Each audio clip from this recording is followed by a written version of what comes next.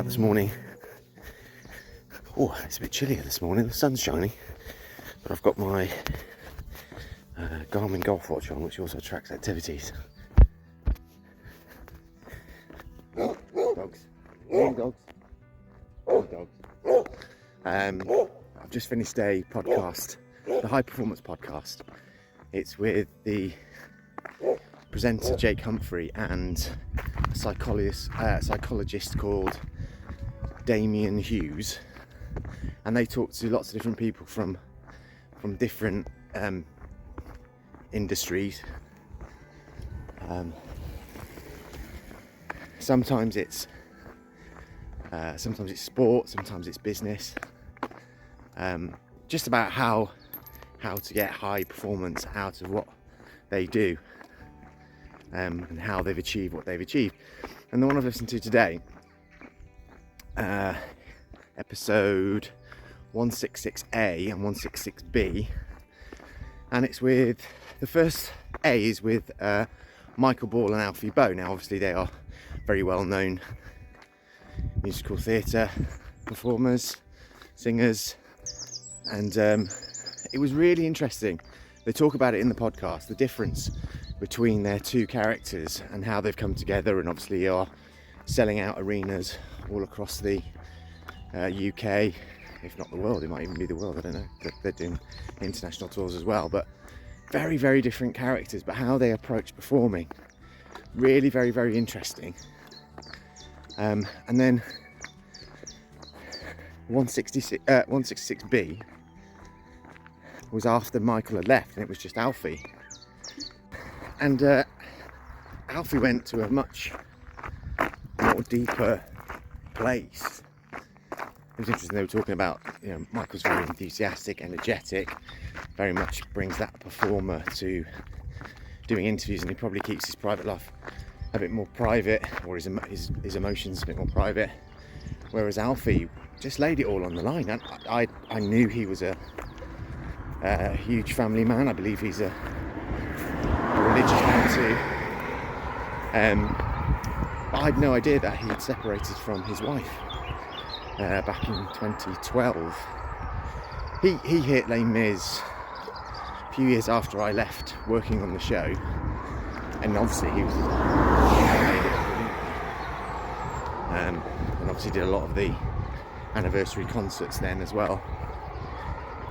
Just a very, very interesting insight into the mind of a performer and how you deal with those challenges that you face. He talked a bit about his father dying when he was quite young and how he dealt with that. Just really interesting, worth a listen, really is worth a listen. One of my earliest memories was when I did a nativity at my infant school, and I was playing a shepherd and I had to sing a solo, and at that age you just do it, don't you? You don't think about it. It's not that you have an interest, you're just told to do what you were meant to do by your teachers. So, and I remember Mum, obviously my parents came to see it, and whenever we would talk about that over the years, because typically as a nativity costume, I think I was wearing a dressing gown and had a tea towel tied around my head.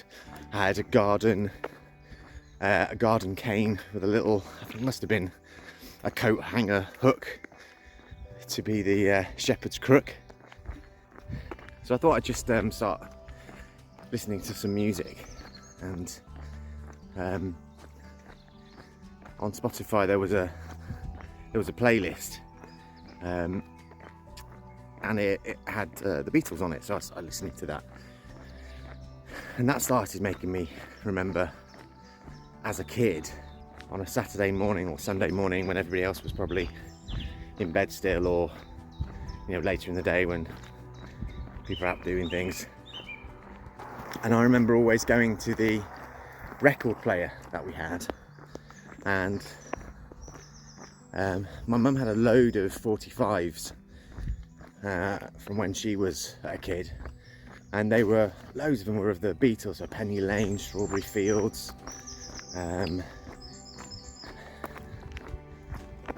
She loves you. She loves me, sorry. Not she loves you.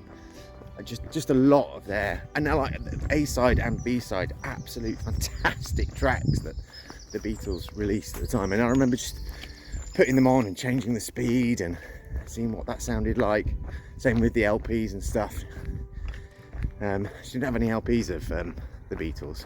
She lent her copy of Sgt. Pepper's Lonely Hearts Club Band to her brother's first wife. And I think she said she never got it back. So Doreen, if that's true, if that story's true, can we borrow it back at some point? I'd love to listen to that.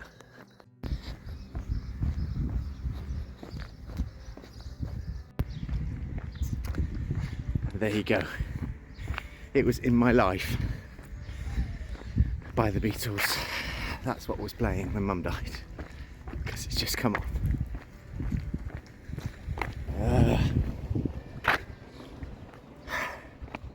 Yeah, In My Life. And we played it at a funeral too, when we were showing a photo montage. Go and listen to it now. And remember, somebody you might have lost, and how amazing they were. Okay, done. 5 miles, 1 hour, just over 1¼ hours. Whew, good-o. And this is breakfast.